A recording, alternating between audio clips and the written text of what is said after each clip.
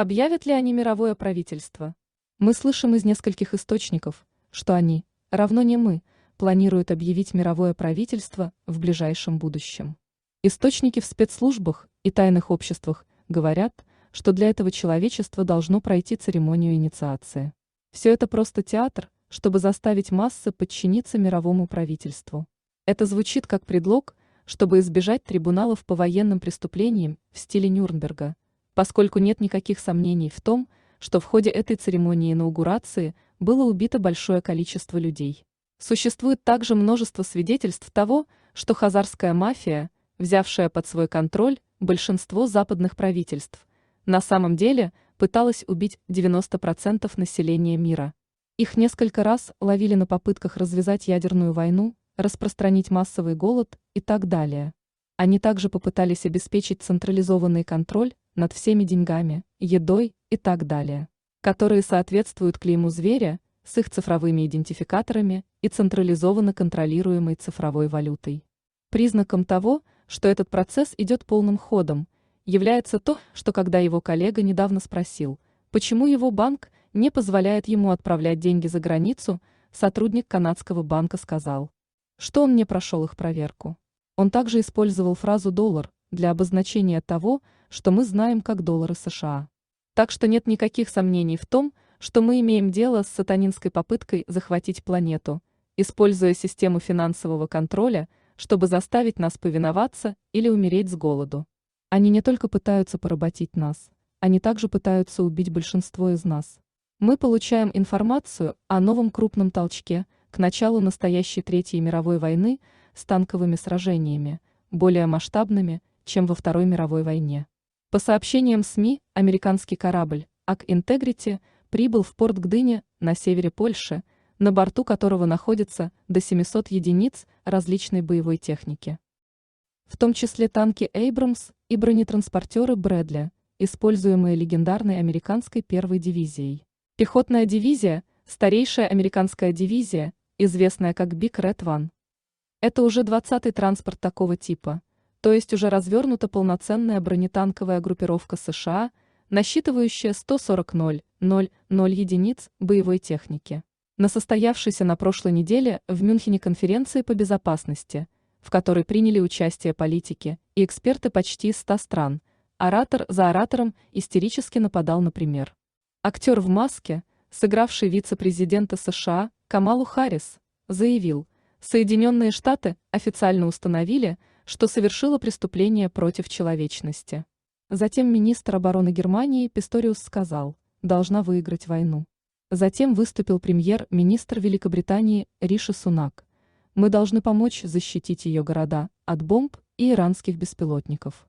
Он также присоединился к США в осуждении отвратительных военных преступлений, польская разведка и другие источники сообщают о вторжении 500-тысячной армии с 5 направлений. Проблема с этой истерией в том, что она не соответствует тому, что происходит на местах.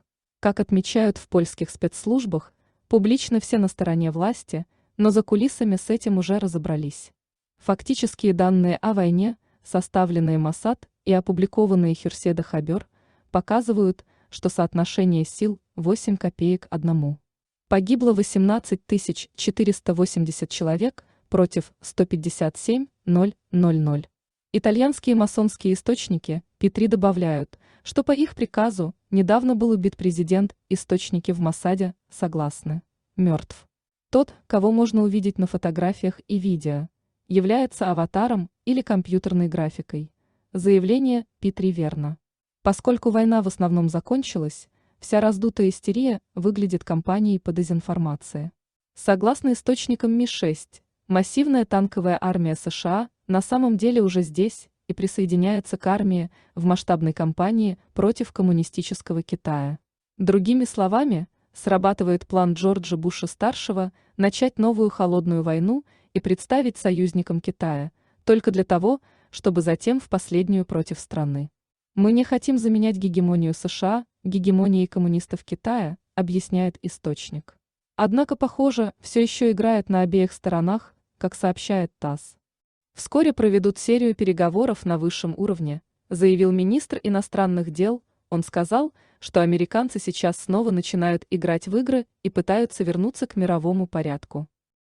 На этот раз Китай, Соединенные Штаты и их союзники безумно стремились грабить мир и взимать дань с человечества. В США также происходит общественный коллапс. Подобные сцены повторяются в большинстве городов США. Преступность в Лос-Анджелесе настолько высока, что мэр предупреждает людей не оставлять бутылки с водой в машинах, потому что люди могут разбить окна, просто чтобы их забрать. Все так называемое президентство Джо Байдена также выродилось в чистый фарс. Посмотрите ниже, как Байден говорит репортерам: «Оставьте меня в покое». Чувак, а затем уходит, не ответив ни на один вопрос после обсуждения воздушных объектов о США и деловых отношениях его семьи, о которых заявил Китай. Обратите внимание на поддельный Белый дом. По этой причине многие в старом руководстве режима видят выход в войне. Один высокопоставленный генерал Пентагона однажды сказал мне: «Мы скорее начнем Третью мировую войну, чем станем безработными». Однако Китай хорошо осведомлен об этих планах и приготовил свои собственные сюрпризы. Огромная китайская армия на подземных базах в Канаде для нападения на США. Военные источники в Аризоне также сообщают, что огромный приток китайцев призывного возраста, этот заголовок, кажется, подтверждает это. Аресты китайских иммигрантов, незаконно пересекающих границу США и Мексики, выросли на 1230% в январе. Этот военный лепет вполне может быть на самом высоком уровне, поскольку переговоры о мировом правительстве близятся к завершению. Кроме того, нет никаких сомнений в том, что многое из того, что мы видим, фейк, основанный на страхе. Например, мне не удалось подтвердить с помощью прямой аналоговой отчетности, что сход поездов с рельсов реален, а облака распространяются во всех направлениях. Мы знаем, что поезд сошел с рельсов в Восточной Палестине, штат Огайо, и что это был преднамеренный розыгрыш. Это произошло как раз там, где снимали шоу Netflix о такой катастрофе. Среди 10 крупнейших владельцев железнодорожных компаний Norfolk Southern Corporation принадлежит дочерним компаниям Рокфеллера, таким как Vanguard, JP Morgan, BlackRock. В ближайшие недели, может быть даже месяцы, вы должны подготовиться к тому, что против вас будет развернута большая и разнообразная программа страха, говорит источник в польской разведке. Однако ничто из того, что вас напугает, не превратится в физическое действие, добавляет источник. Одобрение этого страха, предназначенное для создания мирового правительства, исходило от группы экспертов на саммите мирового правительства в 2023 году, которая заявила, что произойдет определенный шок, который превратит международный порядок в мировое правительство. Однако, подобно мальчику, кричавшему волками, люди перестали верить постоянному истерическому шквалу страха, изливающемуся из корпоративных СМИ. Даже с вопросом, предназначенным для манипулирования людьми. Считаете ли вы, что национальные новостные организации не намерены вводить в заблуждение? 50% не согласились. Согласно исследованию, только 25% согласились. Если бы вы спросили, преднамеренно ли новостные организации вводят людей в заблуждение, вы бы приблизились к 70% согласию. Неудача компании НЛО по запугиванию людей пока что является примером того, что люди больше не верят заявлениям правительства.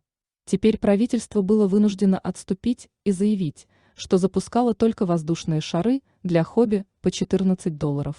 Однако недавняя неудачная попытка инопланетного вторжения выявила интересную фигуру клики. Оказывается, многие откровения об НЛО и пришельцах восходят к Лоуренсу Спилману Рокфеллеру-младшему. Вот что по этому поводу сообщил источник в ЦРУ. Лоуренс Рокфеллер, старший первоначальный спонсор разоблачений об НЛО, пришельцах, выпал из поля зрения примерно с 2004 года. Его место занял его сын. Его неофициальный сын, Джон Подеста, был арестован в Гитмо. Существует клон, двойник, который видели на публике. Эти двое работают в более крупной группе, которая руководит проектом «Синяя книга». Они участвуют в недавних наблюдениях. Они обработчики денег.